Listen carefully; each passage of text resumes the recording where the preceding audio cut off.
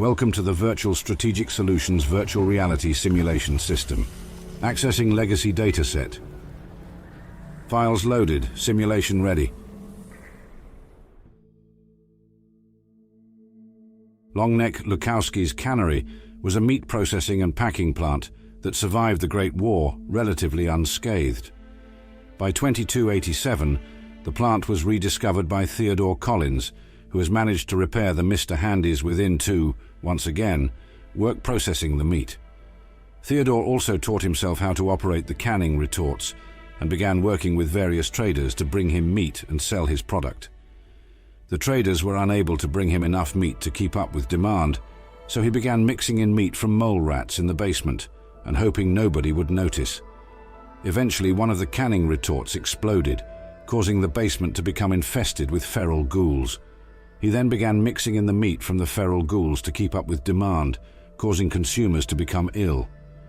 When the sole survivor encounters the cannery, they find Theodore arguing with trader Riley about the quality of the meat.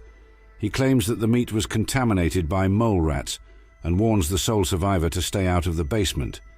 When the sole survivor goes down to investigate, he locks the elevator to prevent them from telling anyone his secret. Some of the tin cans from the company can be found as far south as Appalachia. Longneck Lukowski's Cannery is constructed with reinforced concrete and a flat roof with 3 large red and white painted chimneys rising above it. The main entrance doors are on the west side of the building, with a metal stairway leading up to the roof space on the east side. On the roof is a small office entered via a novice locked door. Inside to the left is an expert locked safe and other minor loot. Entering the interior of the cannery, there is a small reception and shop area leading into the cannery proper.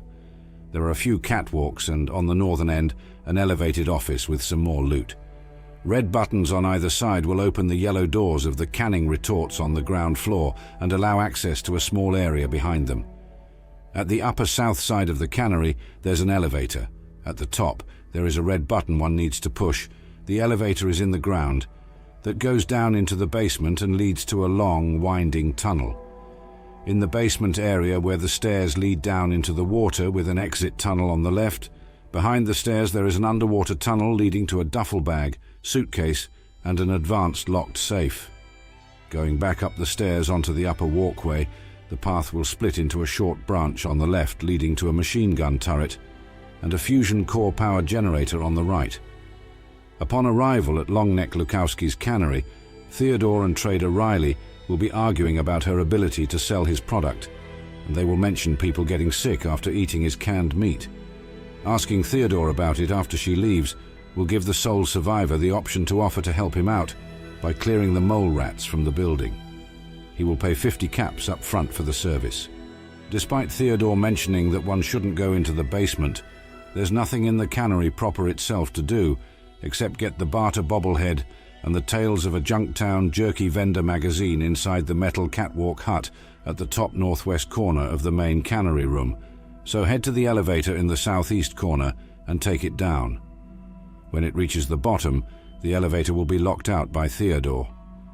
One can then read the terminal to get a little background and discover that Theodore had been using mole rats in his meat to increase his supply and is still looking for an alternative meat source that will allow him to produce even more canned meat.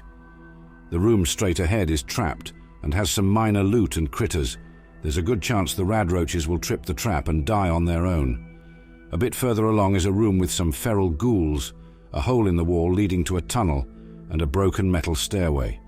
The tunnel is fairly linear, but at the first place where one is required to dip into the irradiated water, there's an area that can be reached behind the stairs with a few extra bits of minor loot and an advanced level safe.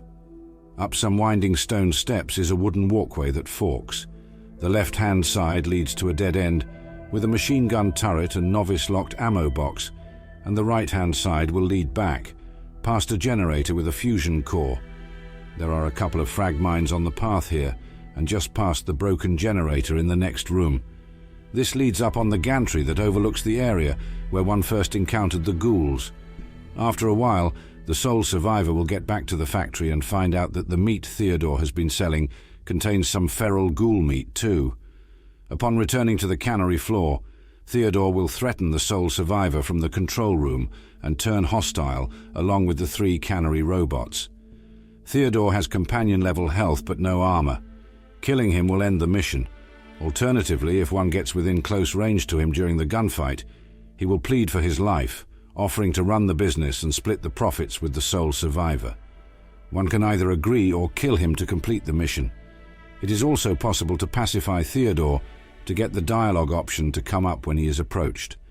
However, there is no way to make him stop his shady business practices without killing him. The endings and rewards are similar.